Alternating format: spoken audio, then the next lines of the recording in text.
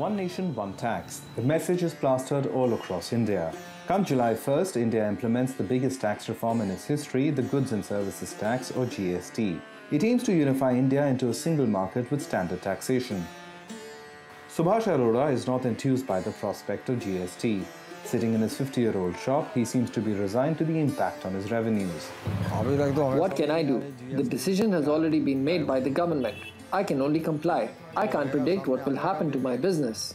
This is Chandni Chowk, a market dating back to the 17th century that still follows old traditions in accounting.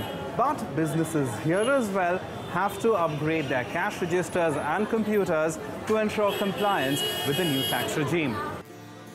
While bridging the digital divide is on the mind of retailers like Arora, for wholesalers it's declining margins due to GST that has them out on the streets to protest. The government is not prepared to properly implement this law. The government published lists last month for almost every item for sale in India, classifying them in rates of 0, 5, 12, 18 or 28% taxation. Though initially opposed to it, India's Prime Minister Narendra Modi today calls GST his government's big achievement. If you remain comfortably in your position, if you're not ready to move out, how will you progress? How will you change? The minister believes GST will dismantle state barriers, widen the tax net and stabilize prices. Also in the works are anti-profiteering measures and a tax credit system. But big ideas often have unintended consequences. After the recent withdrawal of 86% of India's cash through demonetization, GDP growth estimates have dropped. GST could add to the slowdown. Banks are not lending as well as companies are not borrowing, are in no mood to borrow. On top of that, had come demonetization and then GST. So clearly, it had to happen, but let's not expect wonders or turnarounds. The Indian government hopes a market of 1.2 billion people with a predictable taxation policy will help make it the world's largest emerging economy. The success of any reform, though, lies in its implementation, and the GST is expected to test the Indian government's resolve. Ishan Russel, TRT World, New Delhi.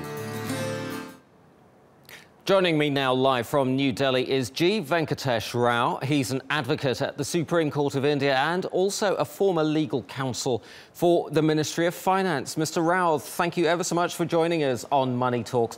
Now, some of those shopkeepers that we heard in that report, they are probably going to have to file something like 3 tax returns a month under this new system. Is there a possibility that this implementation of this tax reform could fail badly? No, I don't think so. You see, the government has, this has been done by a constitutional amendment. And the government has given it a considerable thought over the last few years as to how it should benefit the small, not only the small and medium consumers, but as well as those who are going to come in the tax net under the GST. So it will be a simplified process. In the initial stages, we could expect teething problems. We could expect a 3 to 4 months to 6 months of a slow implementation process. But in the long run, it will become as simple as using your mobile phone. Indeed. I mean, a lot of implementations of GSTs around the world have had teething problems and they've gotten over them, as you say. Do you think that the implementation of the GST is going to make India more attractive to foreign investors? Yeah, absolutely. Now, let me just preface that with a little bit of a background on what the GST endeavors to do.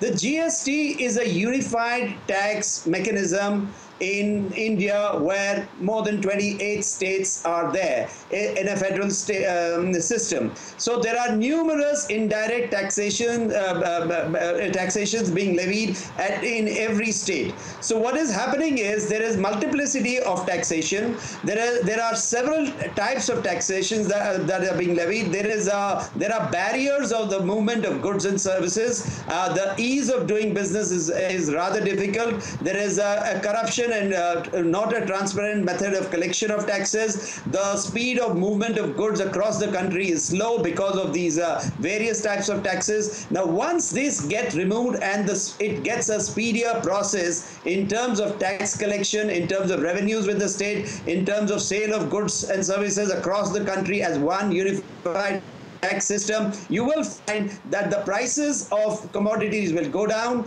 the coffers of the state will increase, the tax net would widen, a lot of people would be brought into the tax net, but at the same time prices of goods and services would go down, and therefore there will be a systematic digitized process,